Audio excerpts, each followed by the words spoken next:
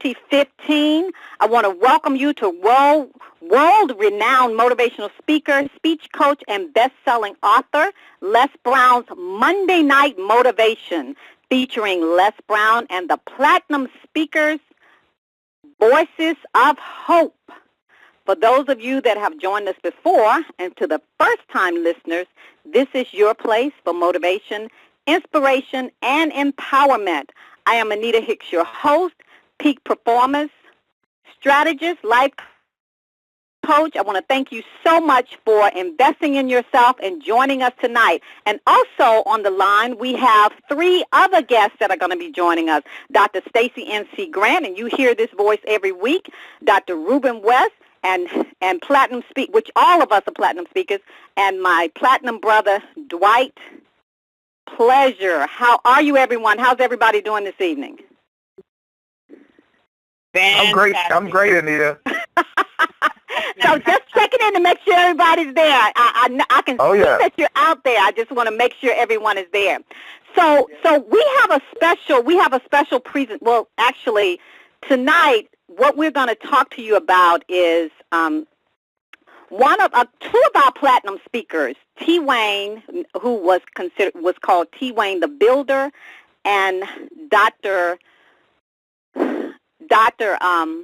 Charles Phillips, who was a very good friend of Miles Monroe, have finished their journey, and they were Platinum speakers, and they have transitioned on to the next life. And Les Brown, I spoke to him earlier, and he wanted us to share with you tonight and talk with you about the urgency of the call on your life and to be about the business of what you are called to do. And so tonight, all of us that are on the call tonight, we're just going to share some things with you. We're going to share from our heart. I know some of us were very close with T. Wayne and also Dr. Charles Phillips. So we understand that transition is a part of the journey. And we are so thankful that God allowed the two of them to shine their light. And some of you have heard them on this call tonight. So tonight is a celebration, and we're honoring them on this call tonight. And at the same time, we want to speak to you because we know not the time or the hour. So look at where you are and ask yourself, am I doing the work that I was placed on this earth to do? Am I wasting time? Am I hanging around with toxic people? So what is going on in your life that's keeping you from doing what you were called to do? So as we chat tonight, everyone is going to chime in, and Stacey, Dr. Stacey, Dr. Ruben, Dwight, so any one of you can start off because this is just an open conversation. I know that some of you have some words that you probably want to share. You've been thinking about it and pondering, so who wants to start off sharing with our listening audience tonight? I think that was Dwight that raised his hand first. I didn't even hear Dwight's voice. Dwight, are you there? I am. So, Dwight, I know that this is probably very challenging for you. Absolutely. It is. Dr. Phillips, Dwight and I and Dr. Phillips, we were, and some of the other Platinums were some of the very first founding Platinum speakers. And we lovingly knew Dr. Phillips, and we became very fond of his stories about the eagle. And he had so many messages to share with us, and he was just a jewel. So he absolutely was. And Anita, the reason why I said Dwight raised his hand first, I know that this is difficult for all of us, but Dwight really had insight into the man Dr. Charles Phillips was, is, and he's living on in a different form now, but the way that he was able to see him develop his career, to work with him, and to call him friend. It's not often that we hear men honor other men in their greatness and in their power.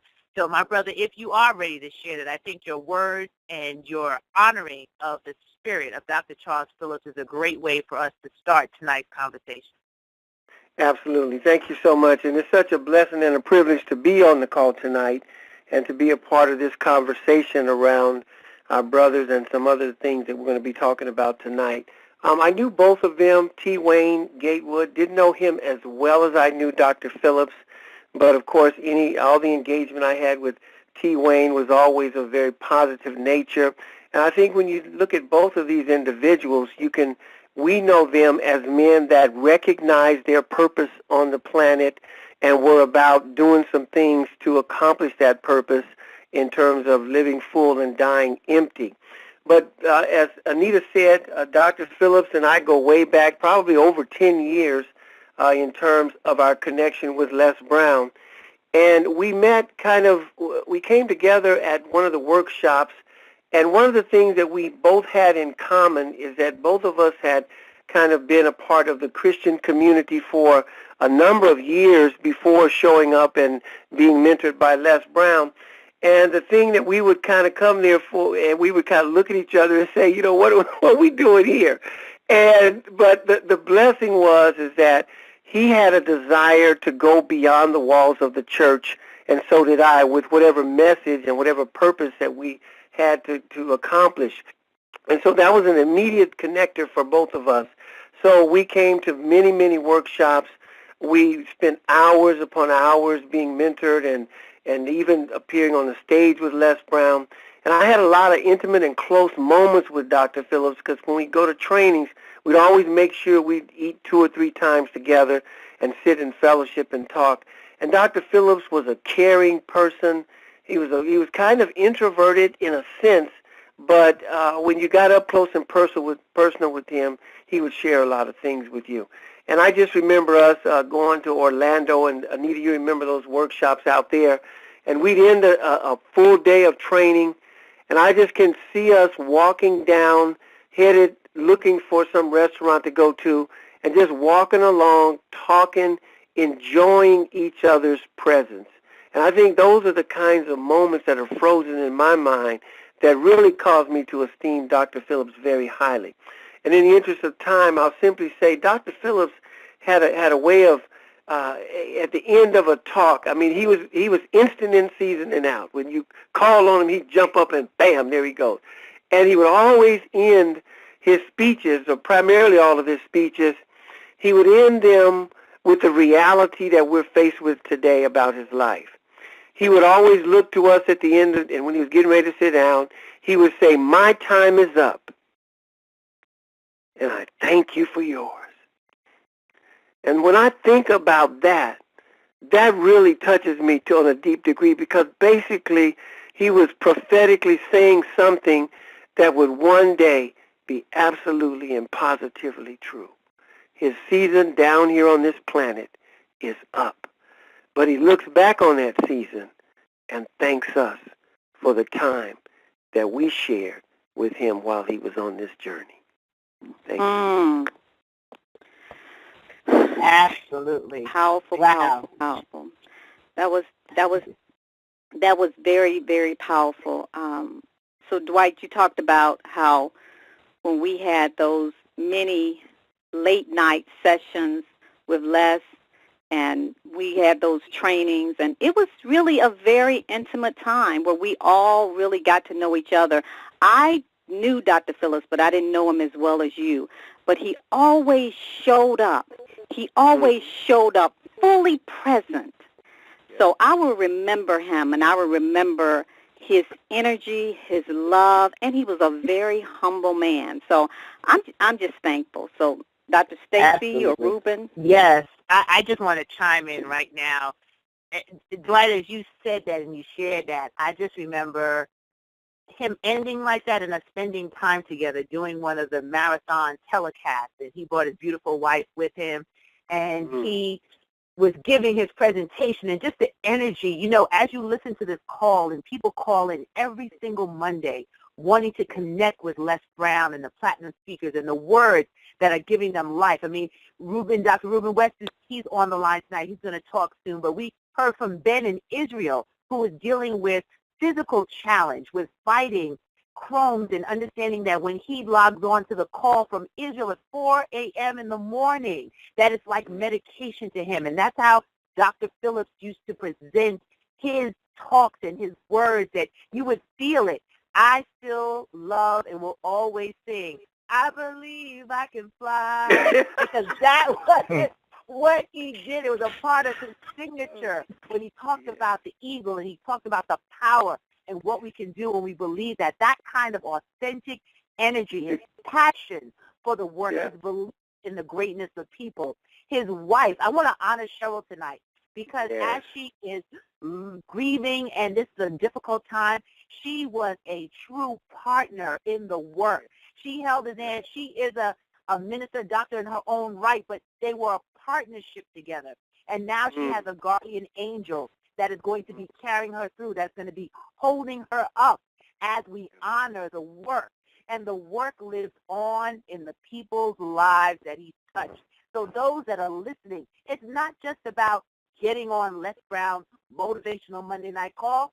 What are you doing with the word? What are you putting into action? How are you soaring like an eagle? How are you using the time that you still have? How am I using the time? How am I honoring the work, the foundation that was laid so that lives can be transformed? Because as Anita said earlier, life is about transition. Things are going to happen. But at the end of the day, what is the legacy that we're leaving? His legacy is rich. His legacy is strong. His words, his products, those will live on forever because he dared to dream. He dared to go outside of the bounds of ministry in the traditional sense, and he took it to a broader audience who will never forget how his work has impacted us. Just as our dear friend T. Wayne Gatewood. T. Wayne used to call me, honestly, every week or every other week asking questions about some of the things that I was working on. It's like, okay, what do we need to do? What's next? I didn't get the email from your assistant. And he did not let a physical challenge get in the way of his desire to be a builder, to change the lives of children, to understand that traditional education was not going to be the way to help move this generation to a whole new standard of excellence. Down to the last breath he breathed on this planet, he wanted to make sure that those he worked with, the children he worked with, the programs he produced. Myra, she's on the line right now, being his right hand, helping to get that work out. That's the power in what we do every single day. And we come together on Monday not to waste time, not to just dream without action, but to listen to what Mr. Brown is telling us each and every time you hear his voice. Listen to the words that he's sharing on those YouTube videos you watch. Listen to the words that he shares and that you can digest from the Facebook post. That life is a gift, and what we do with this life is our gift back to God. So as we honor these two amazing platinum speakers who didn't just sit back and say, hey, one day I want to speak. One day I want to publish my work. One day I want to create a product. They did with urgency and intention the work that was designed for them while breath was in their body, so that when they transition, the life, the words, the meaning, and the content live on through us. Powerful, powerful, powerful words, my sister. Oh, I tell you, T. Wayne, I remember when T. Wayne first came on the scene. For those of you that are listening to the call, T. Wayne Gatewood was known as the Builder. He had a strong passion and desire to really help young people, and he did it by using building products. He would help them build, and he was so passionate about everything that he did. So as Stacy said, he was always asking questions. He was always engaged. He would call all of the platinum speakers, and he would call and find out information, and if he needed to do something, or if you needed him to help you, he was willing to do it. And, you know, I can say about both of them, Dr. Phillips and T. Wayne. I recall, for those of you listening on the call, the platinum speakers, we have another call after for just the platinum speakers. And you all, Dr. Stacy and Dwight and Dr. Rubin, you may remember when they would be on the phone, you could hear their voices were a little weak, but they never complained. I never heard them complain. They continued on the journey because they were still present, even in whatever was going on inside their body, because they knew that God had put them here for a purpose. And Dr. Phillips was so close. He was very close to Dr. Miles Monroe. And I remember when we would be out, and he would be right there by Dr. Miles Monroe, and he was just always even at the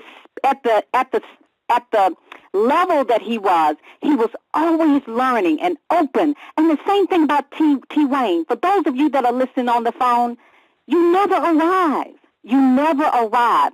It is a constantly learning, growing. So I asked you at the beginning, are you looking at the urgency of the call on your life? What's stopping you? Are you doing what you were called to do? Because all of us, our number is going to be up one day. One day. Powerful words, Dr. Stacy. Dr. Rubin. Yes, I'm here. I am listening to everything everyone is saying, and I got to tell you, I'm further inspired. You know, I did a Live Your Best Life event last year out of Laurel, Maryland, and T. Wayne was on my event. He was one of the speakers.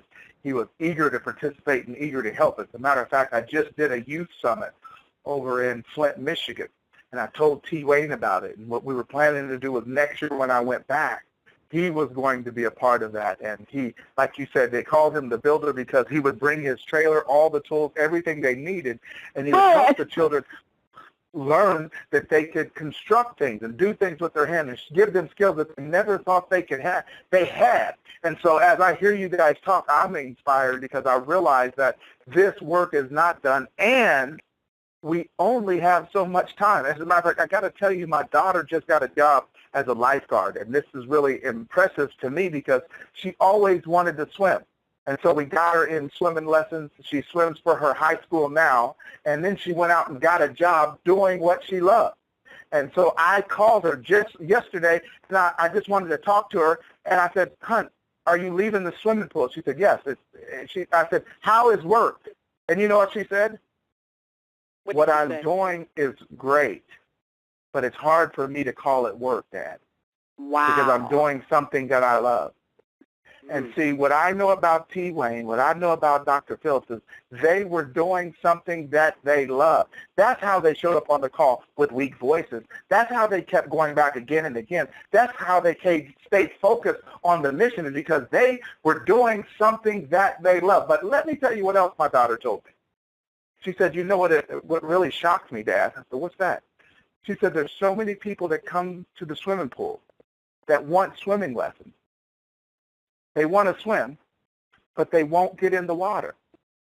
That they'll just sit on the side and put their feet in there, but they won't jump in." And I'm trying to talk to them. I'm trying to explain to them that we're here to help you. We're going to help you. We have life support. We have float devices, all these things. But there's a few people, even though they know they want to do it, they won't even jump in the water. And the reason I'm saying that right now is because I know Mr. Brown. He gets calls from all kinds of people, from all over the world. And he's not the only one. They say things like, "I want to speak, and I want to coach, and I want to be a trainer, and I want to be a mentor, and I want to help uplift other people, and I want to use my gifts." And so he offers his hands to help. Stacey NC Grant has Destiny Designers University. Dwight has his speaking platform that he trains people to help them develop their story. Anita Hicks is a coach. All of these people, and they get these calls. We all do. We get these calls from people who want to take their life to the next level. They want to develop their gift. They want to get in the water. They want to swim, but we can't get them to jump in. Wow. And so all I'm telling you is he is absolutely right that our time is limited. It's limited. You got to get that. It's limited. Oprah said that there's no greater gift you can give or receive than to honor your calling. It is why you were born, and it is how you become most truly alive. And all I'm saying is if you're on this call right now, let this be your wake-up call. Write this one down. I want you to write this down. It's okay to die in action, but it's not okay to die of inaction. Did you get that? It's okay to die in action. We just don't want you to die of inaction. And there's so many people who talk about wanting to participate in the things that we're doing. They want to write the book. They want to sing. They want to speak. They want to start a business. They want to start an after-school program. They want to do all of these things, and so many of them They never do it. And so all I'm saying tonight is when you understand that we have just said goodbye to the physical part of two of our platinum speakers, but their legacy lives on. See, how they honored their calling, how they become most truly alive, is they jumped in the water. They swam. And how are you going to do it? Is don't sit on the edge of the pool with your feet in the water. You know if it's something that you want to do. Don't let money be the reason why you don't honor your calling. Don't let time be the reason why you don't honor your calling. Don't let self-doubt be the reason that you don't honor your calling. There's people that can help you. You were born for a reason and for a purpose. And all you have to do is honor that purpose by activating your calling. I got to give honor to T. Wayne. I got to give honor to Dr. Phillips. They activated their calling. They lived out their legacy. And I just want the people on the call to be committed to doing the exact same thing. Thank you. Great. Absolutely. You know, we know not the time and hour. One of the reasons why when I got the message from Valerie Parker, who was the one who started introduced all of the platinum speakers to Les Brown, I was just coming from Atlanta, Georgia for a homegoing of a young, beautiful spirit, 36 years young. But let me tell you about Margaret. Margaret lived her life on purpose. She lived her life for purpose. She got into the water, Dr. Rubin. She didn't have a problem getting into the water. She lived her life so full. She died in action. As a matter of fact, when she was on her way to help, she was helping another gentleman that was in a wheelchair, and they were bringing awareness to people who needed help with wheelchairs. So the accident happened, and they were gone within a twinkling of an eye. They were gone. But she had lived her life, and when they honored her and had the homegoing celebration, and I do say celebration, of her life, to see the pictures, to see the memories. Dwight talked about memories frozen in time. I have so many wonderful memories frozen in time of my beautiful friend Margaret and of Dr. Phillips and T. Wayne. I have so many wonderful memories because they chose to live their life, live a life of purpose. So for those of you that are on the call, none of us are perfect. None of us can have it all figured out. But we do know that if God is with you, no man can be against you. So we're here to simply encourage you on this call tonight to get up off the sidelines. No more excuses. It's time out. Some of you are on the call every Monday night, and we do appreciate you. But don't let time, as Dr. Rubin said, be your reason for not doing your work. Don't let money be your reason for not doing your work. Yes, all right. You know, Anita, one of the things that came to mind as Dr. Rubin was talking was that we often talk about the two most important days in a person's life as being the day that they were born and the day that they find out their purpose or why they're here on this planet. And as we think about those that are on this call tonight, there are many of you that have a good clue as to what your purpose is. And some of you are kind of moving in the direction of your purpose and you're working on some things. But I dare say that if either of our brothers could come back today and talk to us and let us know something, I think they would probably both admit that there's probably some more that they wanted to do. There's probably some more that they could have done as they look back. And here's what I would say to those of you on the call tonight, those of you that it's pretty clear what your purpose is. And once it becomes clear, and for those that don't know their purpose, search for your purpose like the pearl of great price, because it is a pearl of great price. It is priceless, literally. And once you have found and determined what your purpose is, we need to be like Mother Teresa, who once it was clear what God wanted her to do, she had a sense, she had a saying where it was obedience without delay. In other words, I know what I'm supposed to do. There's nothing but air and opportunity stopping me from doing it. With a wave of the hand, there goes the air, and now it's all about the opportunity. And you move forward with a single eye in the direction of fulfilling the purpose for which you were put on this planet. And then the other piece is this, is that we need to move out with a sense of urgency. Now, that's really a strong term as I think of it in my own mind. It's a sense of urgency, like I've got to get this done. Like if this doesn't get done, the world will not be a better place. In other words, we have to have this understanding that there's some things that you are called to do. Nobody else has the skill set, the gifting to do it but you. And it was given for you to do, and it's your responsibility to now take and move out with purpose. Now, the last thing in terms of a mindset that we need to have in terms of our purpose is that we need to go after our purpose with all deliberate speed.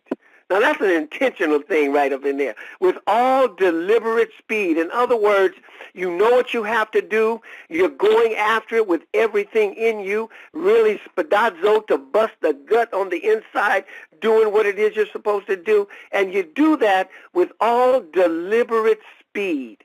In other words, do it until it's done. Do it until you can stick a fork in it and say, this I have accomplished. This was the purpose for which I'm on this planet, and I have done the work. And when we've done that, that's when we hear the accolade on the other side of this, when we talk about this transition, looking back and saying, well done, thy good and faithful servant.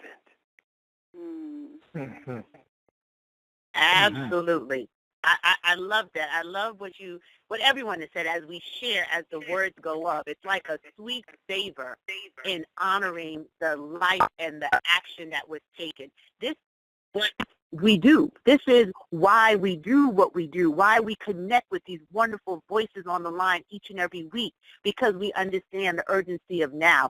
But let me insert one other comment, that on this journey, nothing is ever going to be as smooth as we would like it. There are going to be some bumps in the road, and failure is okay. We can fail our way to success. You know, Dr. Phillips and T. Wayne Gatewood, it wasn't a smooth path, but they didn't let the bumps in the road get to them. I was talking to a group earlier that I do a series with about J.K. Rowling, who did the whole Harry Potter series, and how many times she had to go back and send out her manuscript because people didn't think it was worth anything, that this is not really going to go anywhere. And she said something in a keynote that she gave, that it's not about not failing. And if we really want to live and live a life of authenticity, it's about understanding that those failures would happen. And if we live our life so cautiously that we do not fail, then by default, we've already failed. So it's not about getting it perfect every time. It's about coming back again and again and again. So it's not sizing up the way you thought it would. The business plan didn't lay out the way you thought it would. The finances didn't come in the way you wished it would. But you don't stop. You keep coming back again and again and again. You keep coming on this call every single Monday night. You keep listening for that divine that connects within you, the truth of what the words we are saying to your spirit, that you know deep inside of you that you are called for a greater thing, that no matter what the obstacles, no matter what comes, no matter what inconvenience stands in potentially your way, as Dwight just said, air and opportunity, move it aside and keep moving. Come back. Give it your all. Put every effort you have into making your dream a reality, into building that legacy that you're going to leave. This weekend was a weekend where I had an opportunity to celebrate my son's graduation from high school, major accomplishment, and I'm extremely proud. And I had a real honest conversation with my son. I said, son, I'm so proud of you. You did it. But I want you to promise me one thing, that as you move on to college, that you're honest with yourself.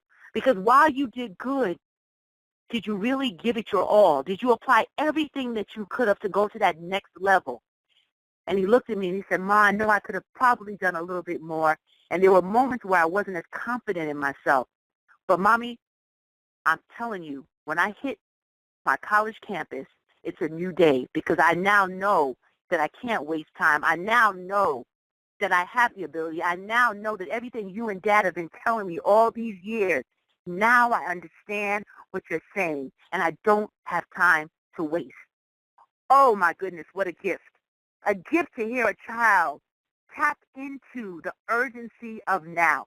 Tap into life is a precious gift. Tap into the fact that no matter the challenges he faced, making good choices and good decisions, no matter the challenges with staying focused and disciplined, it is worth every lesson he learned because now he can see clearly towards the vision of tomorrow. So as you listen to us tonight, as we raise up and give praise to the lives of two soldiers in the work of professional and personal development, of using voices of hope with Les Brown to transform lives, help other people see a bigger vision for themselves, you can see clearly your path with urgency, with conviction, and with the determination that no matter what comes in your way, no matter what challenges, just like J.K. Rowling went from homeless to home free. She went from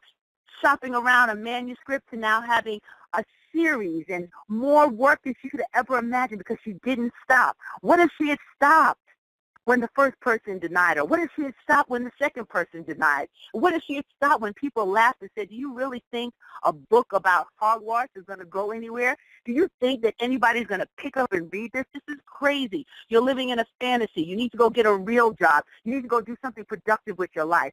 Thank goodness she tuned out the voices of the negative and she listened to the authentic voice inside of her that gave her the only validation that she needed, that she was already given what she needed to leave her legacy. So as you listen to us tonight, define for yourself what your legacy will be and how you're going to move with volume and velocity, with the urgency of now to step into the vision that only you can execute.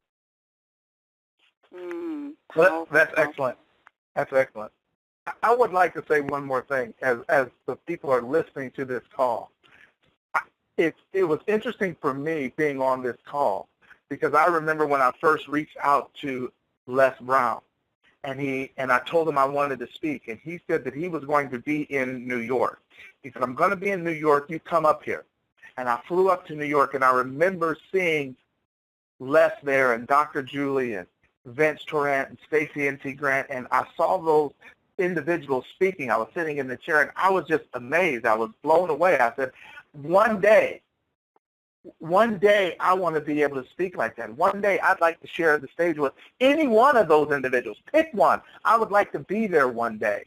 And then when we talked, Les came by and I said something, and he said, Ruben, I just listened to you speak. I said, yes, sir. He said, you and I are going to share the stage one day. And I said, oh, yes, thanks. And I started laughing. Now, let me tell you why I started laughing. It's probably the same reason you don't think when you see other people doing what you want to do that you don't think it's possible for you. You know why? Because I was really looking at them, and I really wasn't looking at what was inside of me. And it reminds me like this, if you think about being on the highway, driving your car, and you see somebody pass you and they whiz by you, and you're like, wow, they're really going fast. Yes, they are going fast, but here's the key. They're just pushing on the gas. If you look at your speedometer, your car can do it too. It's not doing it because you're not pushing the gas. What I got when Les said that to me, and I went back home and I thought about it, wait a minute, nothing is stopping me from being up there. Nothing is stopping me from having the opportunity to speak with Les Brown. Nothing is stopping me from being on the stage with any one of those individuals. Except the way I was thinking about myself. And I just want you to make sure that whatever it is that you were called to do and you see other people doing it, you see them operating in that space, you see them taking action, you can do it too. That your car has a speedometer. Just because you drive 70 doesn't mean that's as fast as it can go. You just have to push on the gas. That your life can take off just like their life took off. But you know what they did? They pushed the gas. You know, and I thought that if I'm going to ever be on that stage, if I'm going to ever get the chance to speak with Les Brown, I have to step out and believe a little something. I have to have faith. Dr. King said faith was what? You heard it. Taking the first step when you can't see the whole staircase. St. Augustine said faith was believing in what you do not see, and the result of that faith would be seeing what you believe. I heard that faith was finding answers in the heart beyond the reach of proof. In my heart, I felt like I could see. But I couldn't prove it right then, but I felt it was in my heart. And my question for you is, what is in your heart? See, there's something that you were called to do. It was planted in you like a seed. It's in your heart. And when you think about the seed, the seed really has three factors. Number one, it can only produce after its own kind. A watermelon seed can only produce watermelon. And so if you want to grow something in your life, you have to plant that seed. The second thing is that it needs the right environment to grow. The seed has a casing, and in order to open that casing, it'll open up for you if you put it in the right environment. When Les talked about a community of achievement-driven, collaborative, supportive relationships, that's what this call is about. You're in the community right now. And then the other thing was, with the seed, and this is the important thing, is that there's things that take place as far as this growth and development that you don't even see first off. That a lot of the growth happens below the surface until you see it. And a lot of people give up because they don't understand that the first growth you get is below the surface. You don't see the results of it yet. And so they try it for a little while, and even though they're developing themselves, even though they're improving, even though they're developing and growing, they quit. They dig up the seed. But you just have to believe. That's where that faith comes in. You have to believe that sooner or later it's going to break through. Sooner or later it's going to shine through. Sooner or later it's going to show itself. And all I'm telling you today is that Dr. Philip, T. Wayne, the builder, they just started as a seed. They had an idea one day that they were going to impact the world. And they teamed up with Les. And as you hear from the people on this call, they did it. They impacted the people. They impacted the world. And you have the opportunity and the responsibility to do that too. If you haven't started what you know you're called to do, let today, let this call, let these voices be the things that make you plant the seed. We need to hear from you. Yes, powerful, powerful words. So for all of you listening tonight, we want you to go beyond the walls of your comfort zone. It's okay to die in action, but it's not okay to die unaction. Tap into the urgency of your now. Activate your calling. Be about the business of what you are called to do. And finally, search for your purpose like a pearl of great price. Mm-hmm. We thank you, Dr. Phillips, Dr. Charles Phillips, and T. Wayne Gatewood for your light and for your life and for all that you've done. Your time is up, but you lived a life of purpose on purpose, and we honor you this night. So for those, for Dr. Stacy, Dr. Rubin, Dwight, do you want to open up the call, or it's up to you. Do we feel we need to open up the call, or do we need to just end here? Well, let me end with just a short insight about Dr. Phillips before we hang up, before we end it. One of the things that I think is relevant to this call, because all of us are on this call because of our mutual connection with Les Brown, Dr. Phillips, and T. Wayne had that same connection. One of the things that I really admired about Dr. Phillips is that he recognized that he and I and the other platinum speakers, he really recognized the gift that God had placed in the man Les Brown in terms of his ability to impart and to cultivate human potential.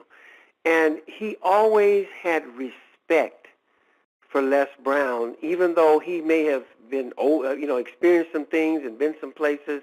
He really had respect for him. And then I found out from Dr. Devra Daughtry on last night something that is probably little known, is that when Dr. Miles Monroe began his work, and they started the organization from the very beginning, before anybody was great and well known. I found out that Dr. Phillips was one of the 5 individuals that were a part of that birthing of something that literally went global and impacted millions of people. And so when we talk about having that kind of legacy, having that kind of beginning and connection, that adds even more credibility to the fact of Dr. Phillips and the importance and the work that he was a part of for many, many, many years. And the other piece is that, Dr. Phillips would always talk about being born poor. And he said, well, we were so poor that poor people called us poor. And but he didn't. He was born poor, but he didn't die poor. Yeah. And I think that's really the part of the message that we can get across to those that are on this call tonight.